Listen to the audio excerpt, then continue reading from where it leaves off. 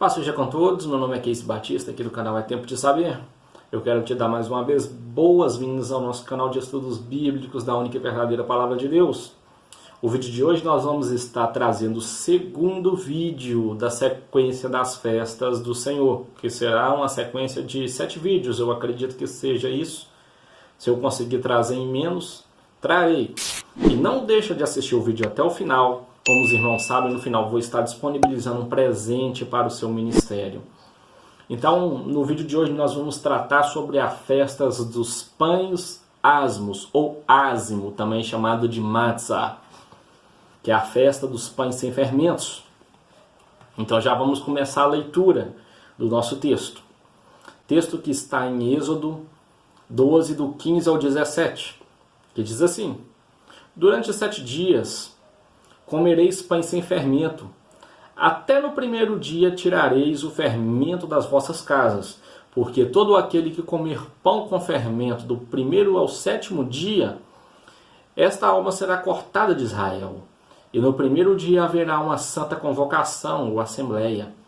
E no 7º dia haverá santa convocação para vós. Nenhum tipo de trabalho será feito neles, exceto aquilo que todo homem precisar comer. Só isso poderá ser feito por vós. E observareis a festa do pão sem fermento, porque nesse mesmo dia eu tirei vossos exércitos da terra do Egito. Por isso observareis este dia nas vossas gerações, por ordenança eterna ou mandamento perpétuo. Então, mais uma vez, nós estamos aqui tratando das festas do Senhor. Hoje é a segunda festa, Asmos ou Ázimos. É uma festa que ela está ligada à Páscoa, ela não se separa da Páscoa, porque no mesmo dia que começava a Páscoa, começava-se também a festa dos pães sem fermento. Porém, as duas têm significados distintos, por isso eu fiz a separação no vídeo. Dá para tratar tudo junto, mas eu acho que tratando de forma separada, num vídeo curto, os irmãos vão entender melhor. Então, meus irmãos, já vamos passar aqui, dar início, né? As festas dos pães sem fermentos. Vamos ver como que se dá. As festas dos pães asmos está conectada à Páscoa, pois seu significado é totalmente dependente dela. O povo por 7 dias, a partir do 14º dia do primeiro mês, que é o mesmo dia da Páscoa, deveria comer pães sem fermento, e nem em suas habitações deveria guardá-lo.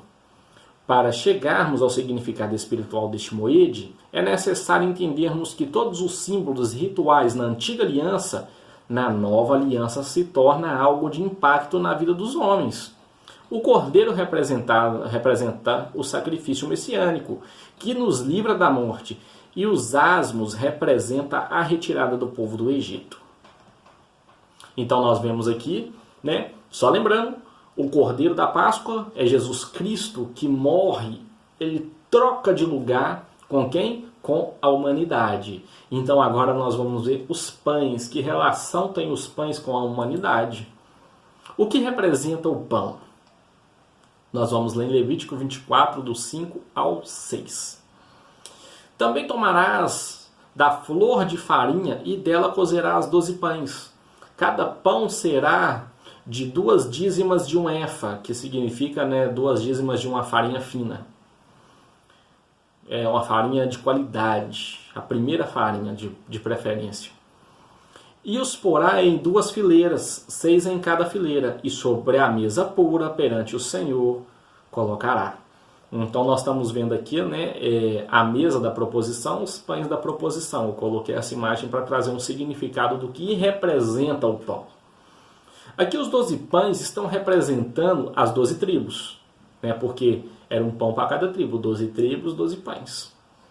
Perante o Senhor, podemos ver que o significado do pão é o corpo físico do homem. Por este motivo, Jesus sempre ressalta esta comparação. Quem não se lembra que Jesus estava sempre falando que ele era o pão da vida, ele era o pão. Então Jesus está sempre se comparando com o pão. Como na Páscoa Cristo é o cordeiro, em asmos nós somos os pães, mas e o fermento?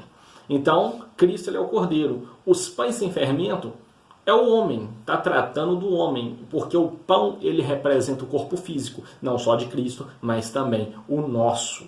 Então nós vemos, né, que como no tabernáculo os 12 pães representavam as 12 tribos, aqueles pães sem fermentos que o povo tinha que comer por 7 dias, né, que já tem um número profético aí, podemos até falar em um outro estudo, porque os 7 dias de Ázimos. Então o pão ele está representando sempre o corpo do homem. Então vamos ver também o significado do fermento.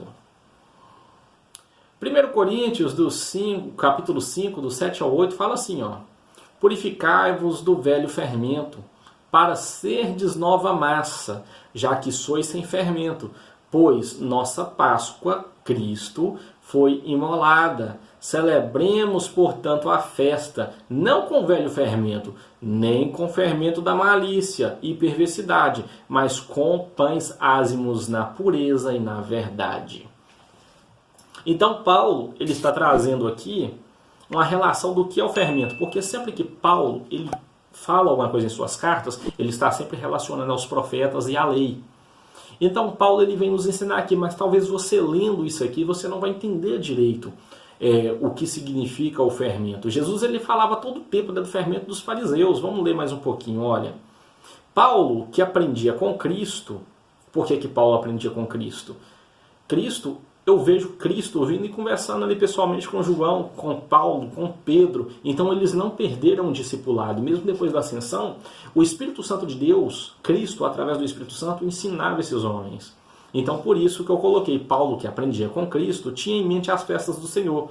Paulo ele era totalmente conhecedor das festas. Se você ler, no final dos estudos, no final dos vídeos das 7 festas, você vai ler a carta de Paulo e você vai falar, poxa, Paulo está falando aqui das festas. Poxa, Paulo está falando aqui de tal lugar da lei. Por quê? Porque tem que fazer essa relação e não é feita essa relação. Por isso há uma má interpretação, por isso até uma criação de doutrinas que não estão totalmente de acordo com a palavra.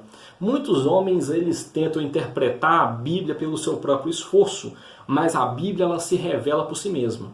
Se tem uma parte da Bíblia que você não entende, que você não compreende, tem outra lá dentro da mesma Bíblia que está ensinando aquilo ali. Então, Paulo aqui ele estava lembrando da festa dos pães sem fermento. Então ele vai nos ensinar através da própria palavra o que era o fermento. Então, Paulo ele tinha em mente as festas do Senhor. E vem nos trazer que o fermento representa o velho homem, as velhas práticas, o próprio pecado. Por este motivo, Jesus está sempre criticando o fermento dos fariseus. Se diziam boa massa perante o Senhor, porém estavam repletos de fermento, que é o pecado. Então nós vamos ver aqui, só vou voltar aqui para os irmãos. Prestem atenção, olha aqui o texto. Ó. Já no primeiro dia tirareis o fermento de vossas casas. Repare que Jesus... ele fala com os discípulos, ó, eu vou para o Pai, eu vou vos preparar lugar. Então quando ele fala, eu vou vos preparar lugar, ele está falando, eu vou preparar vocês, porque vocês é o lugar, vocês são a casa. Ele fala que ele viria e habitaria conosco, e nos levaria também para habitar com Deus, ele está falando de casa. Então aqui, olha, repara, já no texto aqui da ordenança já está falando, vai tirar o fermento de vossas casas.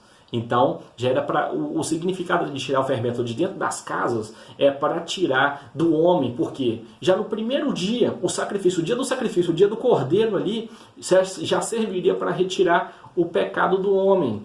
Então, tá vendo como que isso aqui se liga ao que Paulo está falando e o que Jesus também ensina? Porque já no primeiro dia o cordeiro é sacrificado, o cordeiro é imolado, e isso já serve para quê? Para tirar o pecado de dentro do homem, porque o fermento ele representa o pecado. A festa de Ázimos tinha por trazer à memória a saída do Egito, que também tipifica o abandono das más obras, pois o Egito está sempre relacionado diretamente com o pecado. Então nós vemos aqui o Egito, Deus está sempre comparando ele com o pecado. Deus fala, né? Não desça até o Egito, sempre está relacionando o Egito com o quê? Com coisas ruins. Então, a saída do Egito é Deus querendo pegar o seu povo e tirar do velho mundo. É como o novo convertido é inserido dentro da igreja. O que acontece com ele? Agora tem que retirar o Egito dele, tem que tirar aquilo que ele viveu. Por quê? Por causa do fermento. O fermento tem que ser retirado dessa massa para que ele seja aceito por Deus, porque o fermento ele gera a morte. Então Jesus ele não está falando do fermento físico. Tudo isso aqui tinha um significado. É como a gente leu pouco atrás aqui. Tudo na Bíblia tem um propósito. Tudo é sombra de que estava por acontecer. Então nós vemos que o fermento tratado ali por Jesus, quando ele fala dos fariseus, ou Paulo fala aqui de ázimos, está falando do pecado. Então tem que retirar de quem está começando a carreira, de quem está sendo o novo homem. Por quê? O maior trabalho de Deus não foi retirar o povo do Egito, mas tirar o Egito de dentro do povo. Então nós temos que nos atentar para isso, sempre estar preocupados em retirar o fermento de nossas casas, pois nós somos casas do Espírito Santo, eu e você, nós somos templo do Espírito Santo, então nós temos que nos atentar para retirar o fermento de nossas casas. Então a retirada do fermento, vamos ler aqui em João, capítulo de número 1, versículo de número 29, que diz assim: no dia seguinte, João viu Jesus que vinha a ele e disse: eis o Cordeiro de Deus que tira o pecado do mundo. Então João ele está relacionando aqui também. Repara, todos os homens da Bíblia estão relacionando as suas falas às festas. Eles estão lembrando lá de trás das festas que Deus passou, porque era mandamento perpétuo. Nós não aprendemos isso todos os dias nas congregações, às vezes por falta de tempo, não é uma crítica, é só uma observação. Mas olha para você ver como que João também estava com a cabeça lá nas festas do Senhor. Quando ele fala o Cordeiro de Deus que tira o pecado do mundo, ele estava lembrando lá de onde? De aqui, de Êxodo. Onde Deus está falando o quê? Tirareis o fermento das vossas casas. Então nós percebemos que até João ele tinha isso em mente, as festas do Senhor. Quando lemos esse texto, conseguimos ver João Batista ligando o Cordeiro, que é Cristo, aos asmos e revelando luz ao que era sombras, pois o sacrifício do Cordeiro serve para retirar o pecado do homem. Em escala universal, lembra que nós vemos no estudo da Páscoa que o sacrifício de animais nunca foi suficiente? Então, o de Cristo ele é universal. Ou seja, com o sacrifício de Cristo, o fermento é retirado do homem, é retirado de dentro das casas que somos nós. O sacrifício de Cristo ele tira o pecado do mundo, ele tira de todos nós. Então o cordeiro imolado ele serve para retirar o pecado da massa, porque nós somos nova massa. É isso que Paulo falou. Cristo morre e nos livra da morte eterna, retirando de nós todo o fermento que é todo o pecado. Lembre-se, o pão é o homem. O fermento é o pecado e Cristo é quem o retira. Então nós vemos aqui que a festa de ázimos, talvez você nunca tenha parado para conectar essas coisas, ela quer dizer o quê? A retirada do homem do Egito. O que é o Egito? O pecado. A retirada do homem do pecado. Porque Jesus Cristo ele é o Cordeiro de Deus que tira o pecado do mundo. Ele não cobre. O sacrifício de animais ele cobria o pecado. Mas o de Cristo ele não cobre o pecado, ele retira o pecado. Então nós vemos aqui com clareza o significado das festas de ázimos. Então eu quero te dizer, meu irmão, se você assistiu o vídeo até agora, não é inscrito no canal, se inscreva.